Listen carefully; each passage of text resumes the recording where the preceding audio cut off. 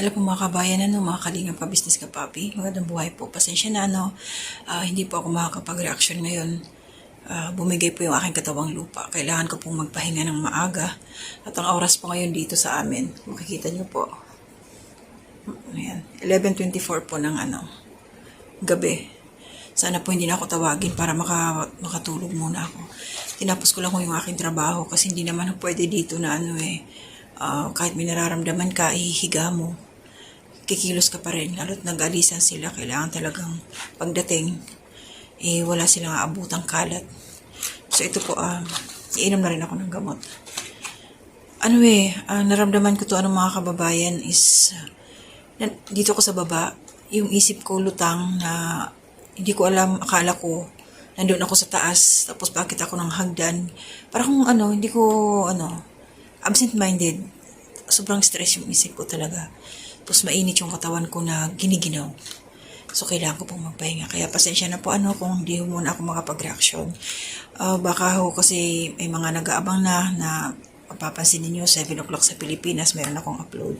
So, ito lang po, update lang ako. Sa aking mga kasamahan pong mga reactors dyan, mga karepa-reactors, ka-business reactors, pasensya na rin kayo. At maraming salamat po sa nandyan na nakasuporta sa akin, nanonood ng aking mga ginagawang reaksyon. Nakaatang talaga, nakaantabay. Sila Nanay Solidad. Ayan, sila Ate Ems, sila Ate Ninette. Yun yung madalas kong nakikita sa comment section. Si Mama Marilyn Cabanilla, yan. Tapos yung mga silent viewers, salamat sa inyo. Pasensya na. Pag ako nakapagpahinga mamaya, tingnan ko lang po kung may oras pa paggising ko. Kasi ang start ulit ng trabaho ko, alas 8 ng umaga.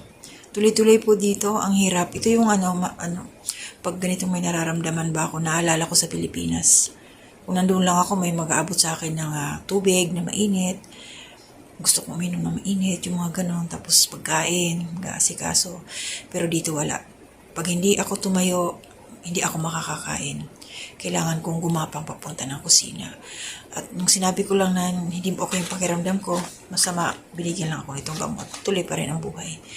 So, ganun ho dito. Kailangan maging matatag ka sa sarili mo.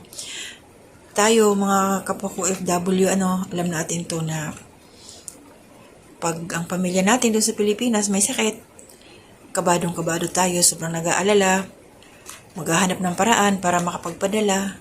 Pero pag tayo dito yung nagkasakit, hindi nila tayo matutulungan, sulong katawan. Yun po yung real talk talaga. Kaya, bahala na kayo dyan at bahala na muna ako dito sa sarili ko. Ayun, ingat lang ho. Hindi talaga okay, sana bukas maka-recover na ba. Hindi ako makapokus magbigay ng reaksyon kasi nga, yung utak ko talaga, parang akala mo lang laman. Sobrang pagod. Lagi ako kasing kulang sa tulog dito. Hindi naman ako pwedeng matulog ng maaga, paggising pa sila. Kasi anytime mo nagpapaluto sa akin. Pero sige lang, laban lang talaga. So, dito lang muna ako. Maraming salamat sa inyo. Pasensya na talaga. Nakakapanood naman ako ng mga ina-upload. Pero kahit pilitin ko pong reaksyonan yon, wala talaga sa linya ang aking utak. Baka mamaya iba na pinagsasasabi ko doon sa issue. Diba? So ingat po, maraming salamat sa suporta ninyo. Papahinga na muna ako. Bye-bye po, ingat po tayong lahat. To God be the glory.